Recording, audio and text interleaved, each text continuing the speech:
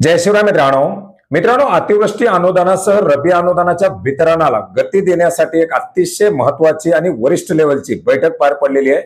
राज्याचे मुख्य सचिव यांच्या अध्यक्षतेखाली सर्व विभागीय आयुक्त जिल्हाधिकारी यांची एक महत्त्वाची अशी बैठक पार पडलेली आहे। ज्या बैठकीमध्ये राज्यामध्ये सध्या होत असलेल्या अतिवृष्टीच्या अनुदानाचं वितरण आणि रबीच्या अनुदानाचं वितरण, फार्मर आयडीच्या मंजुऱ्या या संदर्भातील काही महत्त्वाच्या अशा विषयांवरती चर्चा झालेली आहे।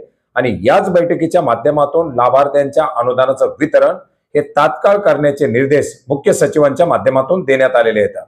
मित्रांनो, राज्याचे मुख्य सचिवांच्या अध्यक्षतेखाली ही महत्त्वाची अशी बैठक पार पडलेली आहे। या बैठकीमध्ये आपण जर पाहिलं तर अतिवृष्टी मदत वाटपासाठी एक हेल्पलाईन नंबर ऍक्टिव्हेट करण्याचे निर्देश देण्यात आलेले आहेत। आपण पाहिलं होतं की धाराशिव जिल्ह्यामध्ये एक नंबर ऍक्टिव्हेट करण्यात आला होता, ज्याच्या माध्यमातून शेतकऱ्यांना काही समस्या असतील तर त्या समस्या मांडण्यासाठीचे त्या ठिकाणी सांगण्यात आले होते। अशाच प्रकारचा राज्यस्तरीय नंबर उपलब्ध करून देण्यासंदर्भात या बैठकीमध्ये महत्त्वाचे असे निर्देश देण्यात आलेले आहेत। जनतेच्या तक्रारी तात्काळ नोंदवून त्याचं निराकरण करण्याचे निर्देश सुद्धा आज मुख्य सचिवांच्या माध्यमातून सर्व विभागीय आयुक्त आणि जिल्हाधिकारी यांना दिलेले आहेत। याचबरोबर जे काही उर्वरित लाभ वाटपाचं काम आहे, अतिवृष्टी अनुदान असेल किंवा याच्या अंतर्गत रबीच्या अनुदानाचं वाटप असेल, हे तात्काळ आणि पूर्ण करावं।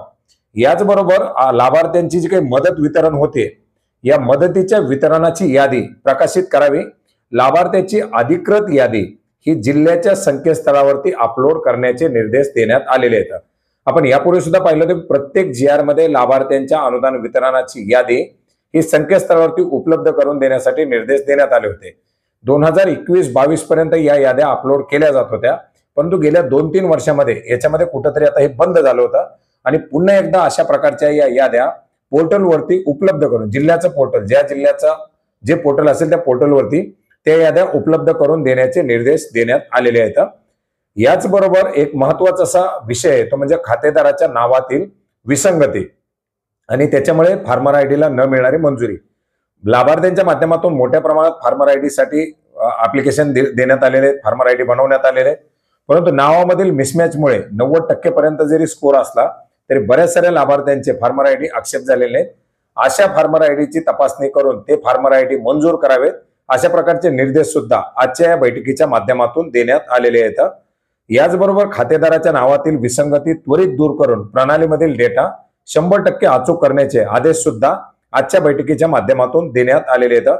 आणि अशा प्रकारे अतिवृष्टीच्या मदतीचं वितरण, त्याला जलद गती, डेटाची दुरुस्ती, याचबरोबर लाभार्थी याद्या प्रकाशित करणं आणि जे काही शेतकऱ्यांच्या समस्या आहेत त्या समस्या मांडण्यासाठी एक हेल्पलाईन नंबर ऍक्टिव्हेट करणं, अशा प्रकारचे निर्देश आजच्या या मुख्य सचिवांच्या अध्यक्षतेखाली झालेल्या बैठकीमध्ये देण्यात आलेले आहेत। मित्रांनो, यापूर्वी सुद्धा मंत्रिमंडळाच्या बैठकीमध्ये हा विषय उचलण्यात आलेला होता। त्याच्यानंतर काही भागामध्ये अनुदानाचं वितरण करायला सुरुवात करण्यात आलेली होती आणि आता अशा प्रकारचा एक पाठपुरावा किंवा अशा प्रकारचे काही निर्देश आल्यामुळे प्रशासनाला कुठेतरी डाटा उपलब्ध करून देणं किंवा याच्यावरती आता कारवाई करणं हे भाग पडणार आहे। आशा करूयात याच्यामुळे अनुदानाच्या वितरणामध्ये गती येईल आणि लाभार्थ्यांना, शेतकऱ्यांना थकीत असलेलं, प्रलंबित असलेलं अनुदान लवकरात लवकर वितरित केलं जाईल। ज्या ज्या जिल्ह्याबद्दल अनुदानाचे वितरणचे अपडेट आता उपलब्ध होतील ते अपडेट आपण वेळोवेळी जाणून घेण्याचा प्रयत्न करणार आहोत। भेटूयात नवीन माहितीसह, नवीन अपडेटसह। धन्यवाद।